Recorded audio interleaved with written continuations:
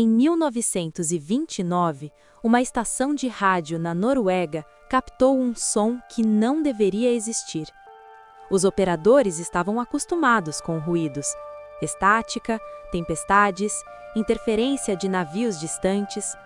Mas aquele som era diferente, organizado, como se alguém estivesse enviando um telegrama do silêncio. Não era código Morse, nem estática comum, nem interferência de tempestades distantes. O som tinha estrutura, pausas regulares, um padrão que se repetia a cada poucos segundos. Era uma repetição precisa, como se alguém estivesse tentando se comunicar. O operador chamou seus colegas. Ninguém sabia o que fazer com aquilo. Eles ajustaram os dials, subiram na torre, verificaram cada cabo. Nada estava errado.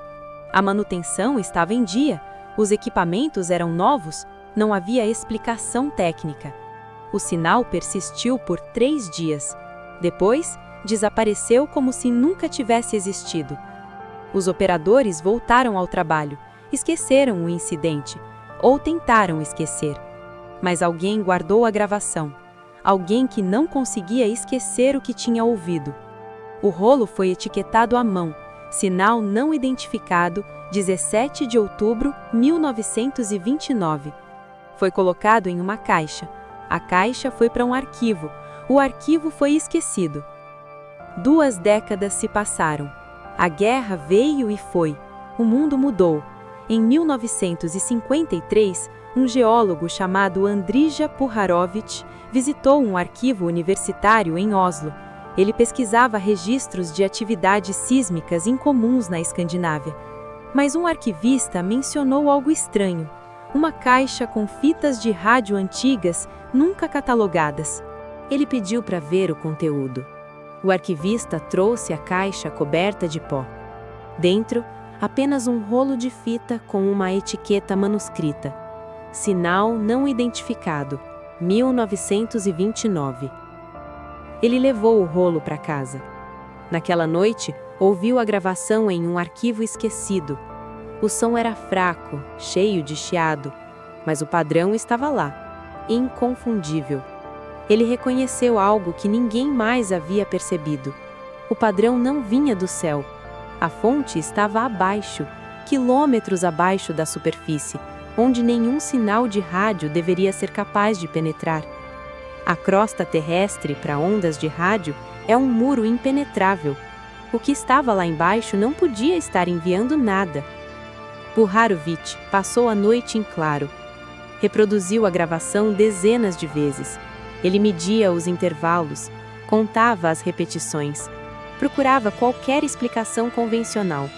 Mas a verdade era inevitável. Aquele sinal era inteligente e vinha de dentro do planeta. Na manhã seguinte, Puharovich começou sua investigação. Escreveu para estações de rádio em todo o mundo. Perguntava se alguém havia registrado algo incomum, qualquer anomalia, qualquer sinal estranho. Durante meses, as respostas chegaram. A maioria dizia não. Algumas tinham histórias curiosas. Um operador na Sibéria lembrava de algo em 1934. Uma estação na Patagônia em 1941. Padrões semelhantes, nunca idênticos, mas reconhecíveis, como variações de um mesmo tema. Puharovich sabia que precisava de mais. Precisava ouvir todos os registros pessoalmente. Começou uma peregrinação. Sibéria primeiro, depois Patagônia, depois Ilhas Aleutas. Ele viajava com poucos recursos. Muitas vezes dormia em estações abandonadas. Onde quer que chegasse, pedia para ouvir as fitas antigas. Muitas tinham sido perdidas ou jogadas fora, mas algumas sobreviveram. Em porões, sótãos, armários esquecidos. Cada gravação era uma peça de um quebra-cabeça que ele começava a vislumbrar. Em 1957, depois de 4 anos de viagens, ele voltou para casa com uma coleção. Sua sala de estar havia se transformado em um arquivo. Mapas nas paredes, fitas por toda parte. Ele começou a comparar os padrões. Ouvia uma fita, depois outra, buscava as similaridades. e encontrou algo que o gelou por dentro. Não era um único sinal, eram centenas. Espalhados por todo o planeta em intervalos irregulares, o mesmo padrão se repetia, como se algo muito abaixo estivesse acordando em intervalos e tentando falar. Puharovich passou a noite organizando os dados, cronologia, geografia, frequência. Pela manhã, o mapa estava completo e revelava um padrão geográfico. Os sinais não eram aleatórios, seguiam linhas que ele reconhecia. Eram as placas tectônicas, as fraturas da crosta, onde a Terra é mais fina. Como se algo, lá embaixo, estivesse usando as rachaduras do planeta para sussurrar. Puharovich sentiu que estava próximo demais de algo imenso, algo que mudaria tudo. Em 1958, Puharovich sentiu que era hora de compartilhar. Escreveu um artigo para uma revista científica. Ele evitou termos dramáticos, manteve-se técnico, objetivo, científico. Enviou para 3 periódicos. Todos recusaram sem sequer ler. Ele não desistiu, reescreveu, simplificou, tentou novamente. Finalmente, um pequeno periódico aceitou publicar. Era pouco conhecido, mas era uma chance. O artigo saiu em março de 1959. Intitulava-se Anomalias de Rádio e Possível Origem Telúrica. A princípio, silêncio. Depois, as cartas começaram a chegar. Não eram cartas de apoio, eram zombarias. Perguntavam se ele havia ouvido vozes também.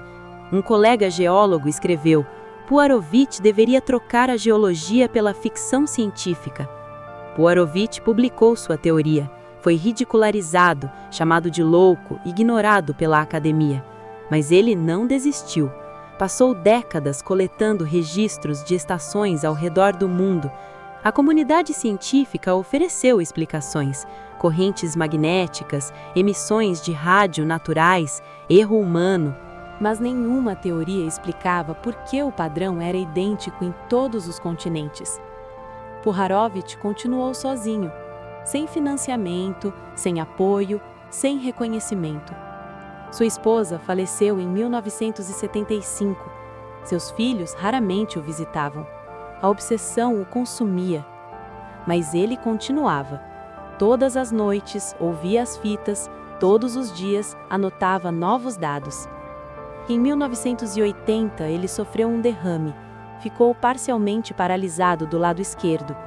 Mesmo assim, ditava anotações para uma enfermeira que concordou em ajudar.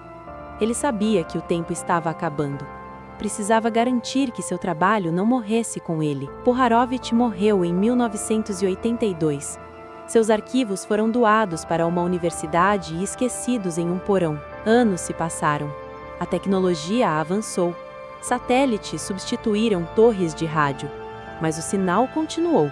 Detectado por satélites na década de 90, ignorado como ruído de fundo. Engenheiros da NASA notaram algo estranho nos dados de 1997, um padrão de baixa frequência, mas estavam ocupados com outros projetos.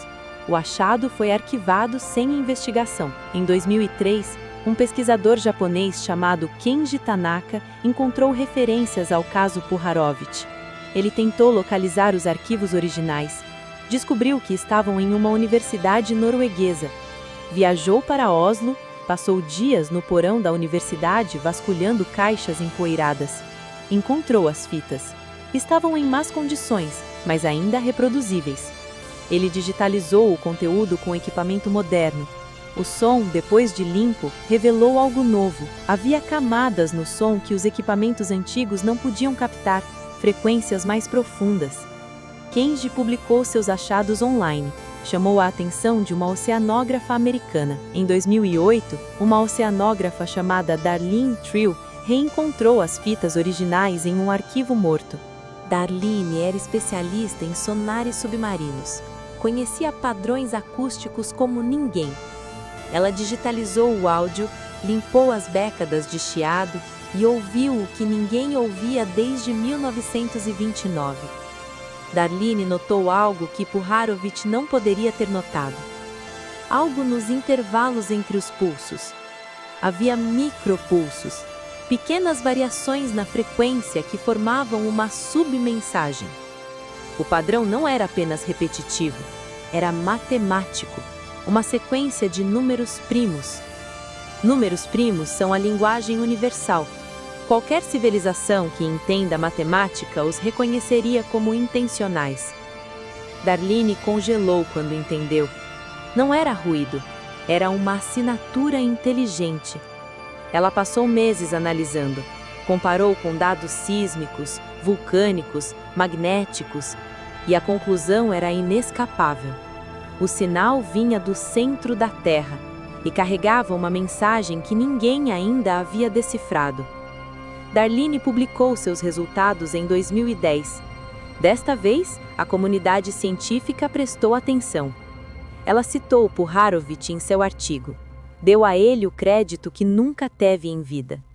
Hoje, estações de monitoramento sísmico ao redor do mundo registram algo que não conseguem explicar. Ondas que não correspondem a terremotos, nem a explosões, nem a nenhum fenômeno conhecido. O interior do planeta, que imaginávamos silencioso e morto, está falando, e nós só agora estamos começando a ouvir. Projetos internacionais agora monitoram o fenômeno, uma rede global de escuta do subterrâneo. O que Puharovich descobriu sozinho, hoje é investigado por centenas de cientistas, e o sinal continua, toda noite, todo dia, paciente, esperando. Ninguém sabe o que significa. Alguns acham que é natural, outros, nem tanto. A mensagem continua não decifrada. Os números primos são apenas o começo. Há quem diga que não é uma mensagem, é apenas um batimento cardíaco. O coração da Terra, batendo há bilhões de anos, e nós apenas agora aprendendo a ouvir. Puharovich está enterrado em um pequeno cemitério na Croácia. Sua lápide é simples, mas em seu túmulo, visitantes anônimos deixam algo estranho, pequenos rádios antigos, ligados, sintonizados em frequência morta, ouvindo o silêncio por ele. O sinal que não veio das estrelas continua, esperando, talvez por nós, talvez por algo maior.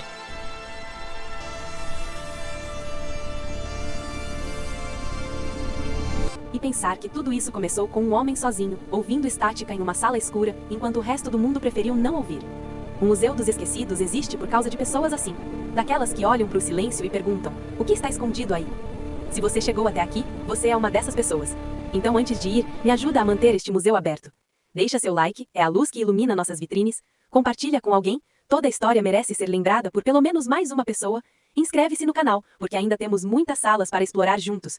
E nos comentários me conta, o que você achou do sinal que veio do centro da Terra? Você acredita que ainda estamos ouvindo? Até o próximo corredor. O Museu dos Esquecidos agradece sua visita.